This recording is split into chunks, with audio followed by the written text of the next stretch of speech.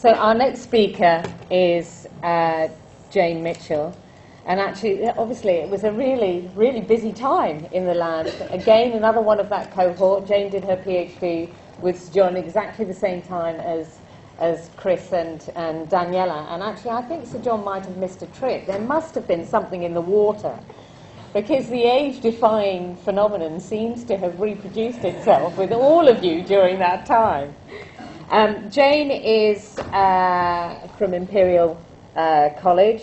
She's head of vascular biology at the National Heart and Lung Institute, and her talk today is entitled COX-2 in the Cardiovascular System, a 25-year journey from PhD student to J.R. Vane Medal.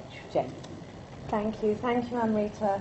And I don't need to say what an absolute privilege and pleasure it is to be here today. And I can also say for anyone who works with John Vane, he wouldn't have liked that slide. I don't know what happened in the email process, but the formatting being all over the place is something he would not have been very happy about.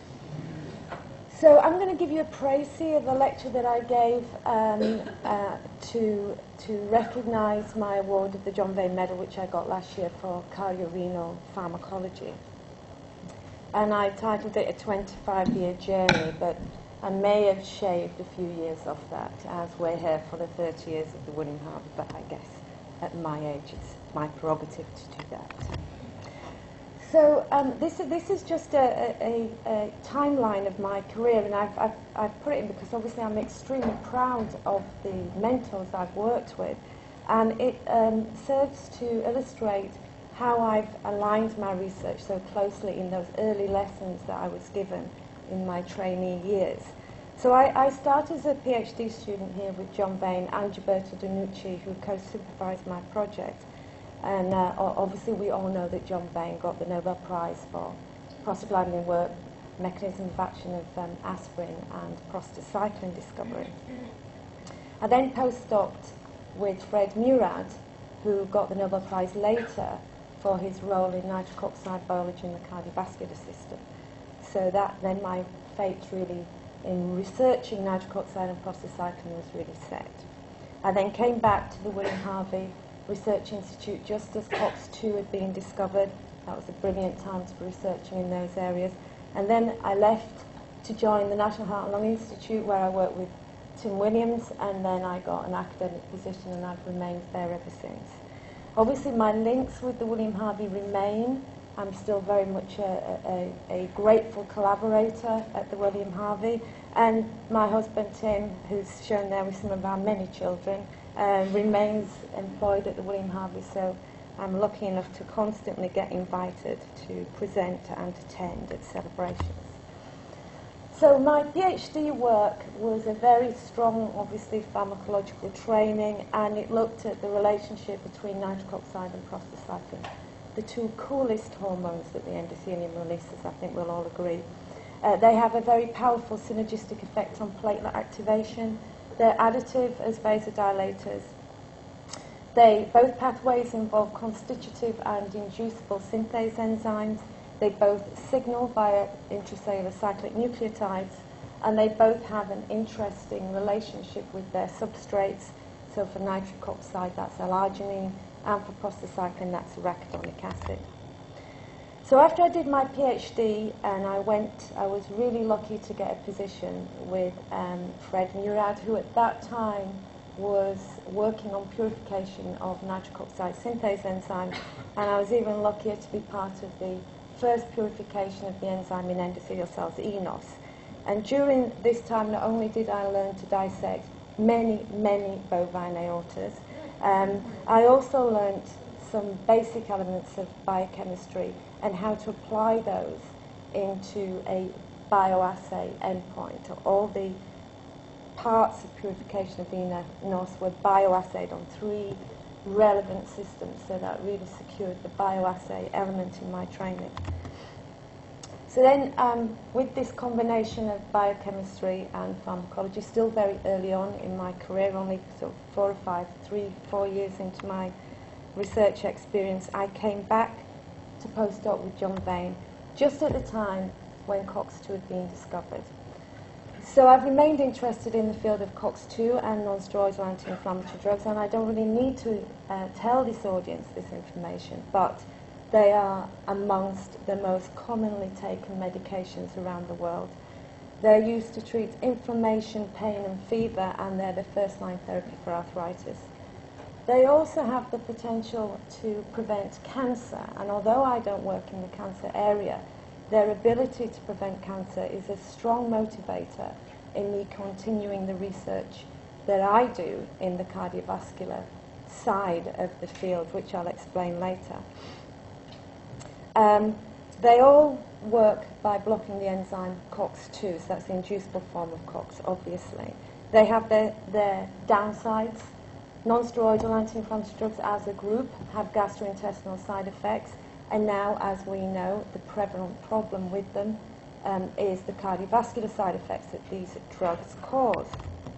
So back in the 90s, it was the gastrointestinal side effects that everybody was concerned about, and trying to work with these pathways, with prostaglandin pathways, to get drugs that would be anti-inflammatory but spare the gut. That was the big deal thing. And then COX-2 was discovered.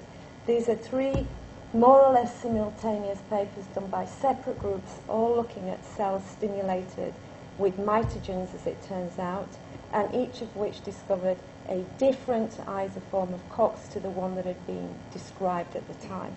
We now know that this is COX-2.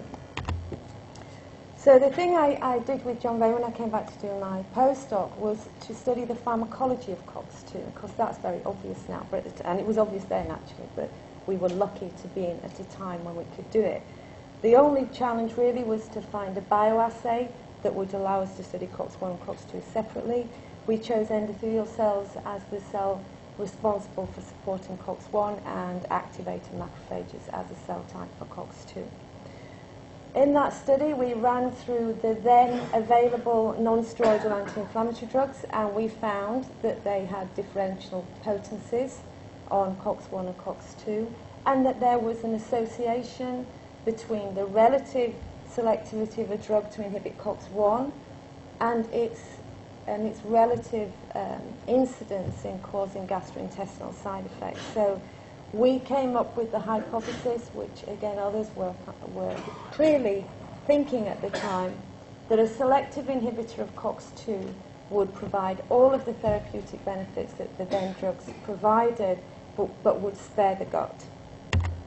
And that happened. COX-2 selective inhibitors were developed and were introduced into the clinic, and set off a very interesting and still ongoing timeline in the field. So COX-2 selective inhibitors were introduced into the clinic, and they became blockbuster medications. Particularly the now infamous Vioxx was a billion-dollar drug and was very popular with patients. But even from the early clinical studies, there was what was referred to at the time as a cardiovascular signal that was emerging, that patients or volunteers on the COX-2 selective arm of a trial had a trend to increased cardiovascular events, heart attacks and strokes. This was debated, and the drug companies had their reasons for why they weren't overly concerned at the time, or at least that's what the press said. But then on the back of a placebo-controlled trial where Vioxx was compared with placebo in a cancer prevention study, Vioxx then showed to have a true cardiovascular signal, an increase in cardiovascular events. And on the back of the study of that publication of that trial, the approved trial, Vioxx was dramatically withdrawn overnight worldwide from the market. And that then also fed into the interesting debate that still surrounds this field. A little later, the American Heart Association introduced some guidelines about prescribing of these drugs, advising caution for COX-2 selective inhibitors for those at risk of cardiovascular events.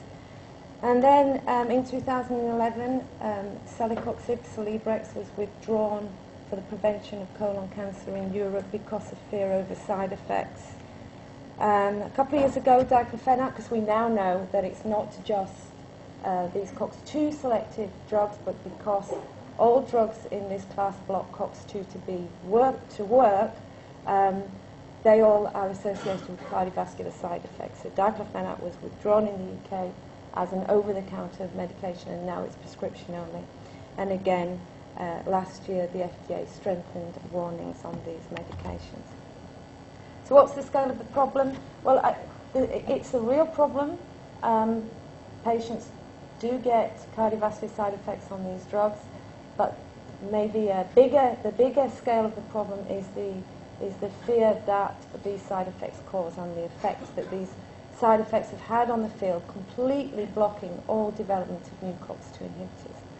So it's difficult to really say how many extra heart attacks, what's the increased risk, but across the board, agreement seems to be that your personal risk of a cardiovascular event on these drugs is an increase of around 20 to 30% increase in your personal risk. And within the UK, if you do some back-of-the-envelope calculations, then it might be that NSAID use within the community, because so many people take them, represents a real cardiovascular risk factor for cardiovascular events. The other group of patients that are really losing out because of these cardiovascular side effects are the cancer community, where these drugs have got an overwhelming amount of evidence suggesting that they can prevent disease. So who's worried? Well, patients are worried. If you look on the internet, then there are chat rooms, arthritis patients who need these drugs every day, who are very worried about their medications. Are they going to get a heart attack because they're taking their drugs? So that's a problem. Obviously, regulatory bodies, the FDA and others, are worried about these cardiovascular side effects, and regulations and comments continue to be made. And of course, drug companies are terrified. So drug companies will not invest anymore in this area. And I think that's a real problem. I think by now we should be on second and third generation COX-2 inhibitors. So how do these drugs cause cardiovascular side effects? Well, it's not really known, and there are two main hypotheses. The first one is that the cardiovascular side effects are caused by blocking COX-2 in the vasculature, producing prostacyclin. And the second one is that COX-2 is expressed in the kidney, where it regulates renal function and cardiovascular health, and blocking COX-2 there predisposes an individual to cardiovascular risk. In my opinion, these hypotheses are not mutually exclusive, but neither of them have really been fully addressed. There's some common ground between these ideas. Firstly, that the cardiovascular side effects are a class effect. So if you block COX-2, if a drug blocks COX-2, it's going to have a cardiovascular risk. Then there may be the exception of naproxen because of its platelet function. And that the COX-2 in question is constitutively expressed. Now, that's because otherwise healthy individuals or patients who are not particularly at risk of cardiovascular events and who don't have a systemic inflammatory condition that's clinically relevant are susceptible to these events. So that we should be looking at constitutive COX-2 expression. And that loss of COX-2 somehow links into eNOS, that loss of COX-2 reduces eNOS activity. Our work suggests that this is mediated by ADMA or ADMA, and I'll go on to show you our data support that.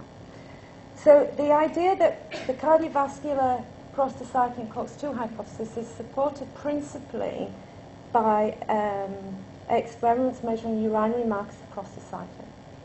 And this is a very popular way to measure or indicate cardiovascular prostacyclin and thromboxane production. And this slide shows a piece of data from a paper showing that if in healthy volunteers that take a COX-2 selective inhibitor, urinary markers of prostacyclin are reduced, but urinary markers of thromboxane are not reduced. And this is taken as a reflection of what's going on in the circulation. And if that's the case, then a COX-2 inhibitor selectively blocks prostacyclin. And if that happens, then obviously everyone in this room knows you have a kind of anti-aspirin effect and you're predisposed to thrombosis. So that's a big part of where this idea comes from. So I've been studying this. I've been trying to understand how COX-2 inhibitors cause these side effects. And what we found is that COX-2 inhibitors do reduce urinary markers of prostacyclin. Knocking COX-2 out does reduce urinary markers of prostacyclin, but they don't reduce plasma markers of prostacyclin. So this says that in mice, at least, urinary markers of prostacyclin do not reflect what's happening in the circulation. And I don't want to steal Rebecca's thunder, but we have now some human data where that we've obtained by access to this truly unique individual who's a patient at QM who has a genetic mutation in CPLA2, which means they're a whole body CPLA2 knockout. And that means that across the board, on a broad sweep, this patient's tissues cannot make most of the prostaglandins. And that includes prostacyclin and thromboxane. This patient is very seriously ill and recently succumbed to renal failure. Last year they had a kidney transplant. And they had a kidney transplant with genetically normal kidneys. So now this individual is a whole body PLA2 knockout with a renal knock-in. And the patient has been very generous in working with us, and we've obtained samples from this patient that have allowed us to study how this unique clinical event has affected the production of prostacyclin, thromboxane, and other metabolites in her different tissue compartments. And this work's going to be shown tomorrow by Rebecca. So I'll leave it at that. I'll just say that I won't be changing any of my slides quickly, so I hope that doesn't give too much away. I'll let you see what she says tomorrow. So constitutive COX-2, if it's not in the vessels, then where is it? So we addressed this question by collaborating with a guy called Harvey Hirschman, who was one of those discoverers of COX-2 that I showed you on that slide. And he has this very neat mouse. It has a luciferase gene knocked into its COX-2 promoter, and it allows you to see in a very objective, unbiased way where COX-2 is expressed in tissues. And it's a little bit insensitive, but that's also part of its strength, because we just wanted to know in a healthy mammal where is the constitutive COX-2. And when we looked across a range of tissues, what we found was that COX-2 was essentially absent in large vessels like the aorta and blood and in the heart. But I just want to kind of focus on this image here. This is the kidney. This image here that looks also absent of COX-2 gene activity is closed, so the organ has just been dissected and closed. The partner image there is being cut open. So now you can see this hotspot of COX-2,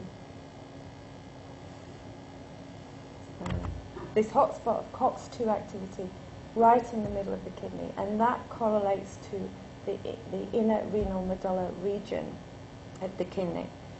And COX-2 is also highly expressed in the brain, in the cortex of the brain over here, you can see, and it's expressed in some regions of the gut, and it's expressed in the thymus. In male mice, the highest place that COX-2 gene activity is expressed is the vas deferens, and we can't put that tissue on the same Petri dish because it just blows the image. But we couldn't think of a rationale for studying that in terms of cardiovascular events, but it's very, very enriched with COX-2. So across these tissues, we decided to focus on the kidney. I'd often wondered, because all of those regions that we found showing COX-2 in that system, they'd all been shown to express COX-2 before, but they'd been in studies which were kind of one-tailed. People who work on the kidney are looking in kidney, people working in thymus looking in thymus. So there hadn't been any studies that had looked across the board, and that's what was new about that. So, but before we found that data, I'd often wondered what regulates constitutively expressed COX-2 in the kidney, in the brain, where there's no inflammation. What's driving that? So we collaborated with a range of experts in the field, including John, who's here in the audience, to try and understand how constitutive COX-2 is expressed. And the first thing we did was we used germ-free mice to show that this expression wasn't anything to do with bacteria, with commensal bacteria.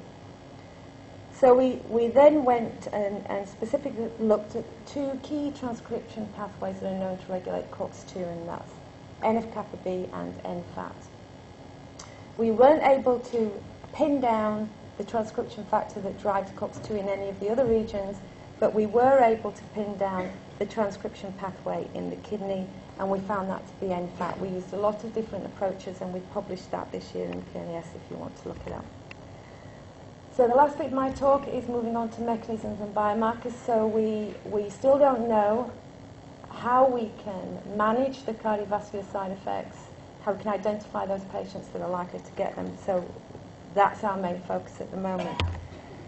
And what we did to try and find out was, again, we took a systems approach, an unbiased approach, and we ran a transcriptomic analysis in a range of tissues, but including the renal medulla, because that's where we know COX-2 is highly expressed, and there's a link to the cardiovascular system.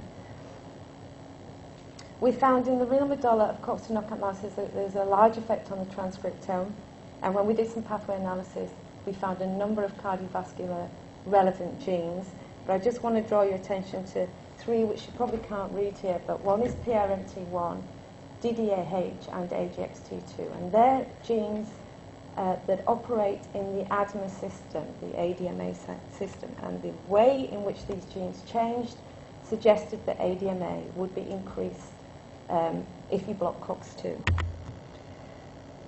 Many of you in this room will know about the ADMA system. It's highly linked in with the arginine nitric oxide pathway. It's an endogenous, naturally occurring inhibitor of eNOS that competes with L-arginine. It's also a grown-up biomarker in the cardiovascular field. It associates with all causes of death in large population studies, and in smaller studies it's often used as an indicator of cardiovascular risk or cardiovascular pathology. So we used knockout mice and we used pharmacological inhibitors, and we ran a small clinical study, and we found that ADMA was increased if you inhibit COX-2. We found in mice that where you manipulate that, the vascular responses were compromised, and that was due to an ADMA inhibiting eNOS function. And we published this in Circulation if you want to take a look. So this is one avenue that we're pursuing, but I'm not here to tell you that this is the mechanism by which COX-2 inhibitors cause cardiovascular side effects. I'm here to say it's an interesting potential, and that it tells us that there are leads that we should be looking at. But if we're right, then ADMA is a very easy thing to measure. There's a very well-validated ELISA to measure ADMA. So levels of ADMA in patients might predict those individuals who are going to get a cardiovascular event. Kind of equally important, maybe a little bit more interesting, is that if ADMA is a mechanistic part of the COX-2 story, then its effects can be rescued by arginine supplementation. And many of you will know that arginine is easily obtainable down Holland and Barrett's, any health food store. Lots of people take arginine to protect their heart. So that's another area that we're considering pursuing. So, aware not to overrun on time. There's some way to go yet. I hope that I've convinced you that there are still areas to be studied in this field. And my motivation in doing this, in identifying those people at risk, is to obviously relieve anxiety and protect those patients who are going to get an event, but to open up again the COX-2 field for new drugs, and so that these drugs can be, their potential in cancer can be recognised. There's a lot of people I have to thank, and I can't name them all, but I want to thank Nick Kirby, who's here in the audience, who's done most of this latter work with me, obviously Tim, and Ivana and Jaime I want to call out. Ivana is Tim's lab manager and Jaime is my lab manager, and they both have worked to support this work behind the scenes for years. Thank you very much.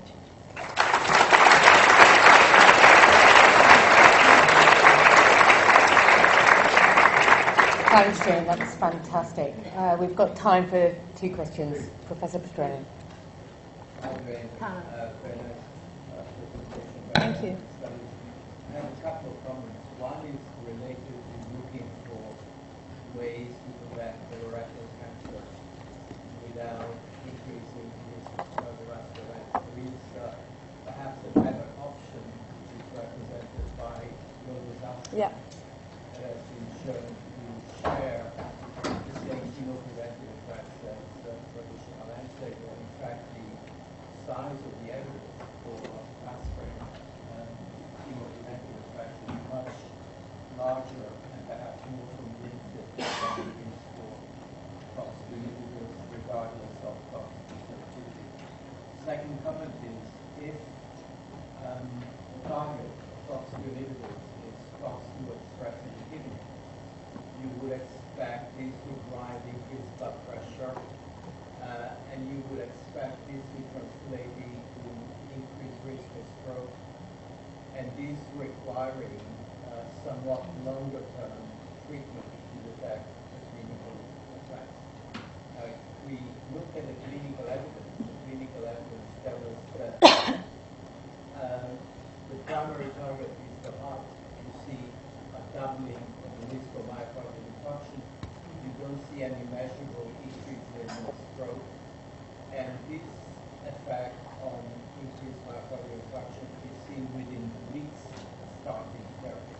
It doesn't require months or years, but there is an effect from a long-term increase in blood pressure. So how would you reconcile the clinical evidence with your mechanism of action? Thank you, Carlo. They're excellent points. So to go to your first point about aspirin and cancer, yes, and the original observations that brought everyone into cancer and NSAIDs were derived from studies with patients taking, or volunteers in large cohorts taking aspirin. And I think it's an example of one of these odd things in the field, and particularly the odd thing about aspirin. So I think that the mechanism by which aspirin prevents cancer is probably an antiplatelet effect, or certainly heavily linked to an antiplatelet effect, and evident at concentrations where COX-2 isn't really inhibited.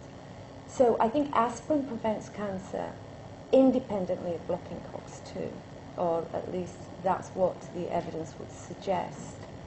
I think COX-2 inhibitors prevent cancer independently of the platelet. I think we would all agree on that. So I would suggest that perhaps there's some therapeutic window where cancer the preventive potential of aspirin and the preventive potential of COX-2 inhibitors working on different mechanisms, oddly, by drugs loosely in the same class, could be harnessed. So I think the aspirin cancer story is very important. It's just not my speciality, but I completely take your point there, and I think both sides need to be studied. So the second question was, what was the second part? So kind of Kidney. Okay, sorry. Inhibition of Yeah. renal Yeah. COX contributing to clinical. Oh, short answer, sorry.